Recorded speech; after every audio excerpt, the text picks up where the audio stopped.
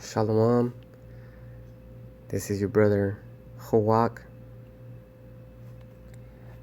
coming back with you just to get some words out of the way and to discuss the deceptiveness of the English language.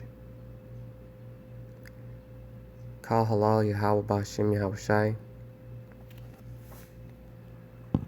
Okay, I'm going to leave that on the screen. I'm going to use some books that I have. Yeah, you can read that for a little bit. And this is just basically about the word belief. You can see that I'm using onlineetymology.com, which is a really good source. But also I have in my possession a dictionary of word origins. Dictionary of word origins. And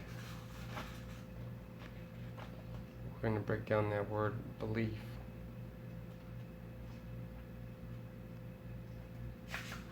Okay, the first part is B. And once again, this is the Dictionary of Words Origin, the arcade edition. B. There are 4 distinct components that go to make up the modern English verb be. The infinitive form becomes ultimately from an Indo-European base, boo, which is also produced by other routes, future and physical. Its Germanic descendant was boo, which signifies on the one hand dwell, from which we get booth, bower, byrie, build, burley, bylaw, and the final element of neighbor. So it means to dwell, or on the other hand. And on the other hand, grow, become, which led to its adoption as part of the verb expressing being.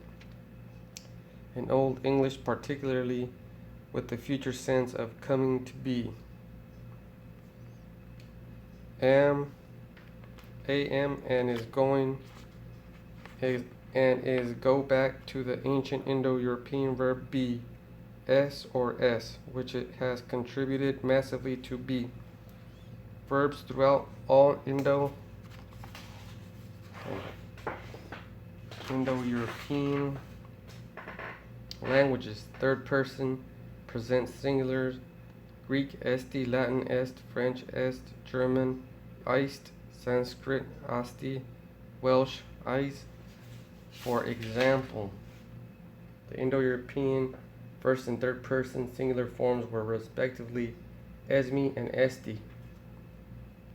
For the present plural, Old English used the related signed on, as found in Latin sunt, French sont, and German signed. But this died out in the 12th century to be replaced by r, which comes from Germanic base r, or unknown origin. From the same source is that now archaic second person singular art. And that's just the first part of B, so it's possessive. And then the second part of that word belief is lie. This is all part of belief, the word that we're using, belief.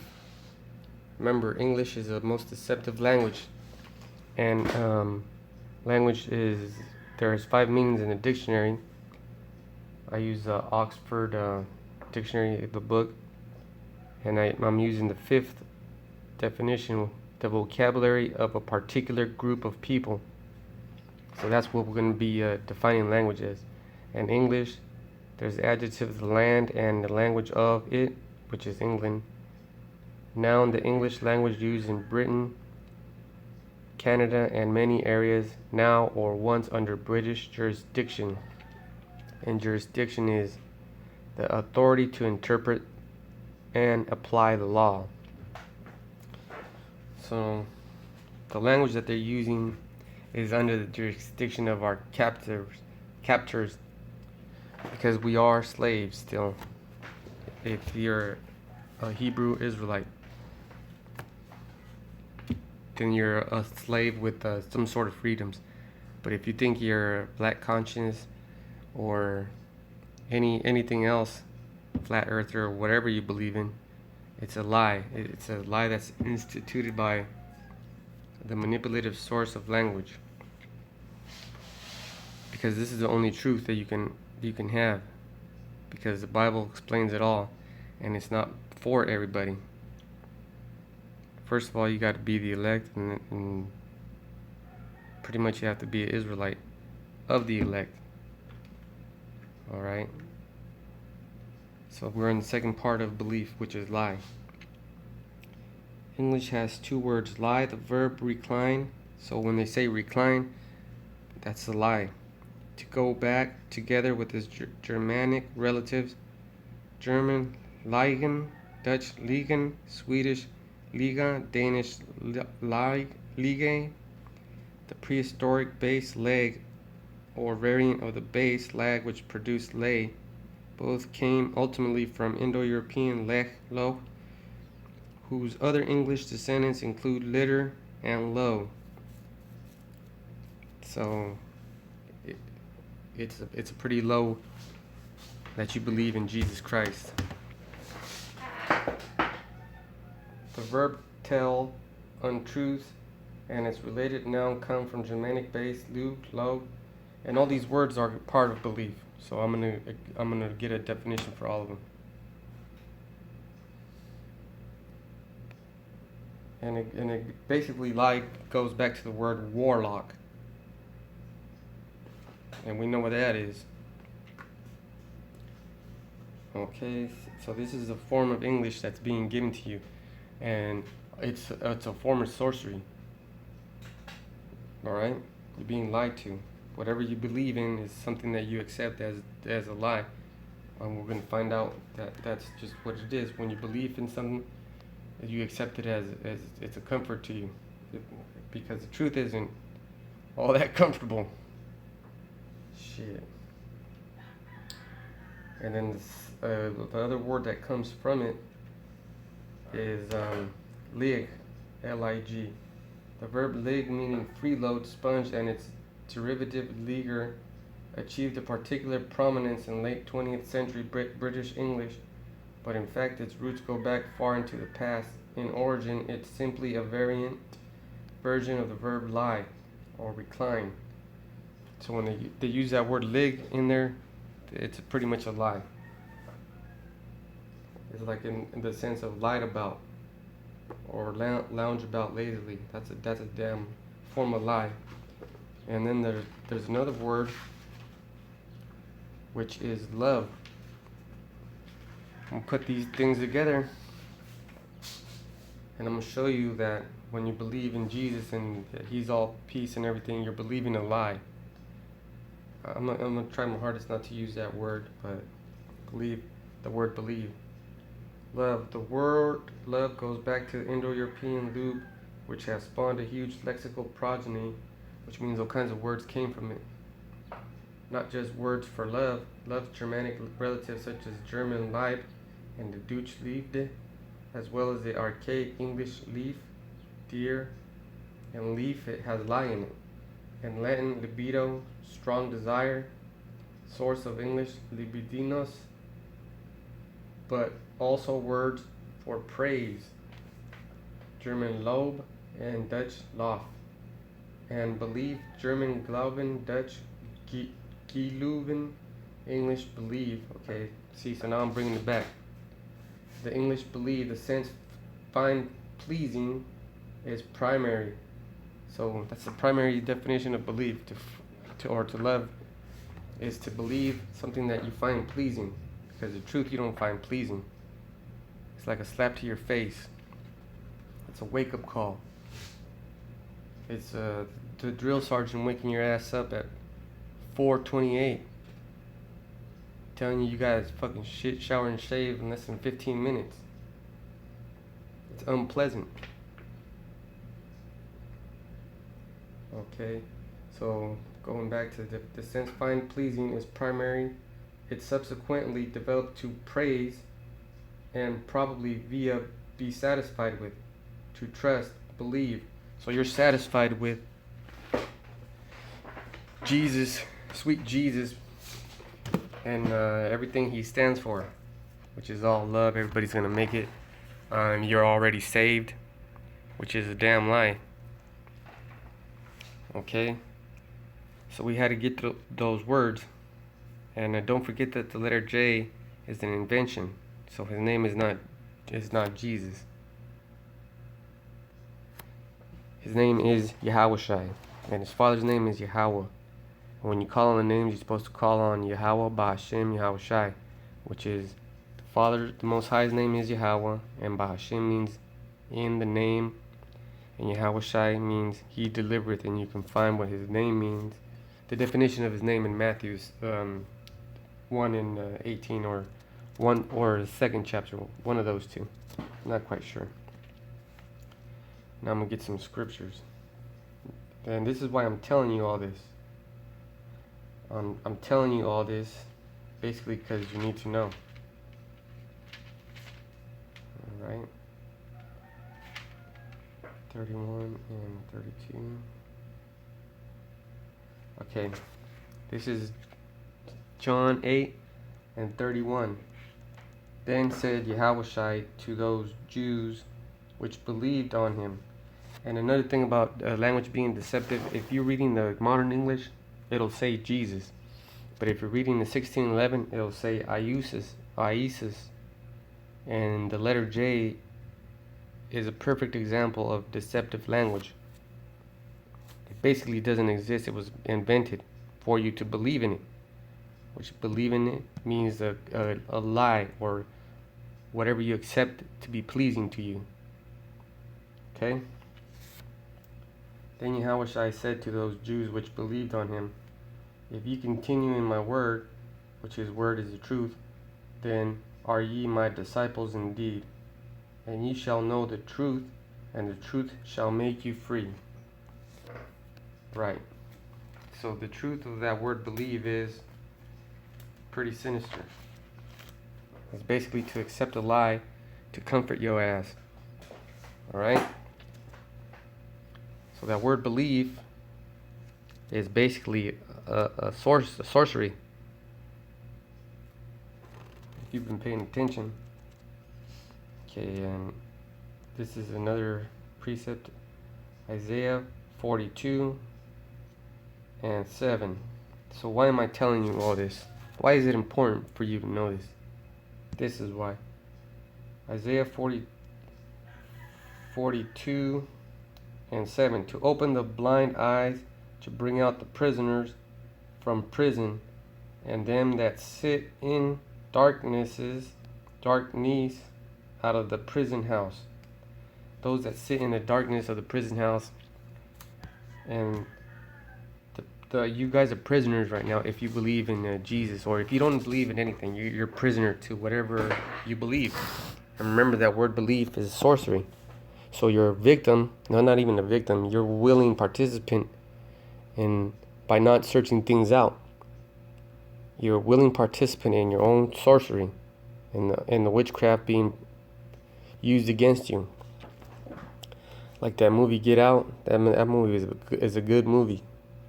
When that cracker bitch was hypnotizing that Jake, that shit was fucking witchcraft, man, sorcery. So you got to know the truth, and the truth will fortify your mind. Like if you want to get strong, you start working out. How do you get your mind strong, which is your heart? You got to read the scriptures. You got to have faith in that what you're reading and accept it as the truth. And then that'll start, if Yahushua is something with you, you'll start getting stuff. You'll start understanding stuff. So basically what I'm doing is I'm throwing a Hail Mary, and I'm hoping you guys will catch it. Whoever catches it, Barakatah. So the prison is the churches. The prison is whatever system of lies you believe in. The deceptiveness of English is a prison. because you're using words that you don't even understand, and that's sitting in darkness. You don't want to be in the dark. You want to be able to see what you're doing.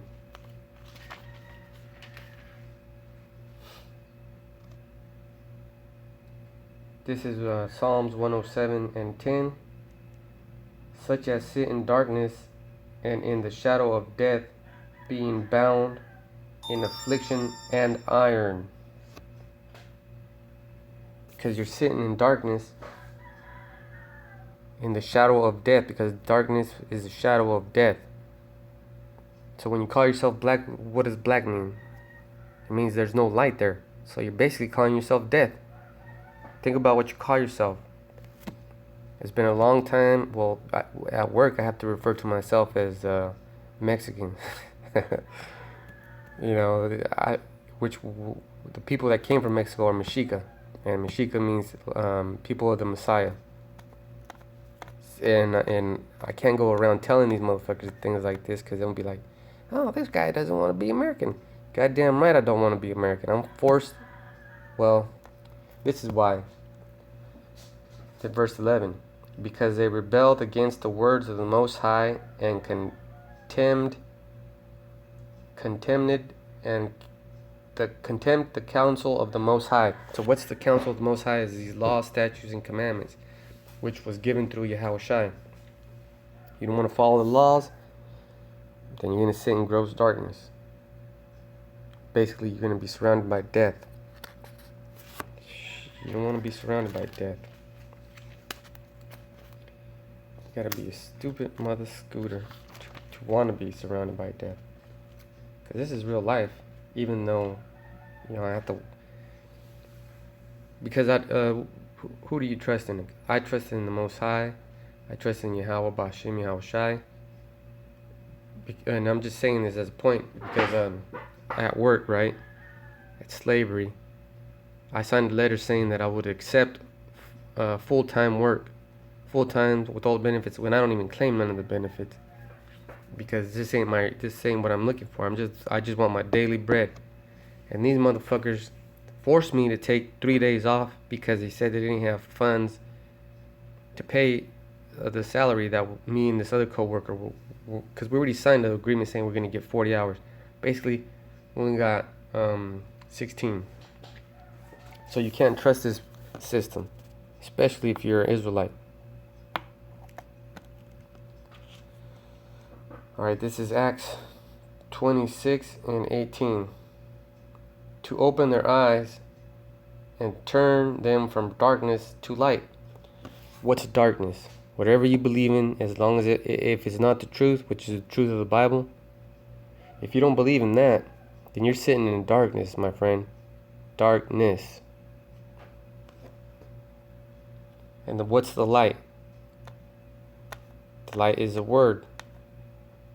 Because if you're calling yourself black, then you're sitting in darkness. If you're calling yourself Mexican, you're sitting in darkness. If you're calling yourself a Native American, you're sitting in darkness, because all those names were given to you by your slave master, by your master, Esau, the Edomite, who put you in slavery. That's who the devil is. That's part of the light I'm trying to shed on you. To open their eyes and to turn them from darkness to light, and from the power of Satan unto Yahweh. What's the power of Satan? Christ. Jesus. Because Jesus is just a fucking invention. He's not white. Because when you think of Jesus, you think about all the lies. And that's what you believe. But think about Yahweh Shai. You think about the truth. And all the things that it really means. And how to apply the Bible. That they may receive forgiveness of sins and inheritance among them which are sanctified by faith that is in me, which are the Israelites, starting with Judah all the way down to the last tribe. All right.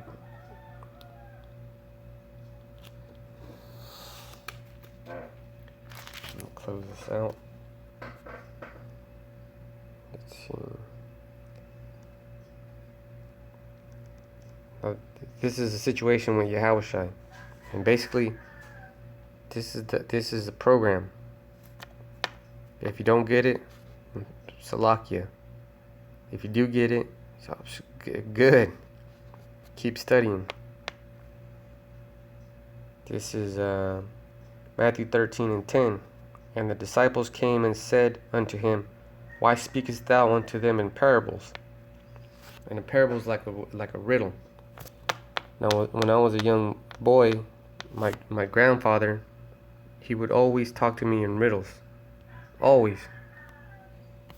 And sometimes I would get them and sometimes I wouldn't, but it was fun. But, you know, shit, that made my mind a little stronger. He answered and said unto them, Because it is given unto you to know the mysteries of the kingdom of heaven, but to them it is not. It is not given. Shalom. See you next time.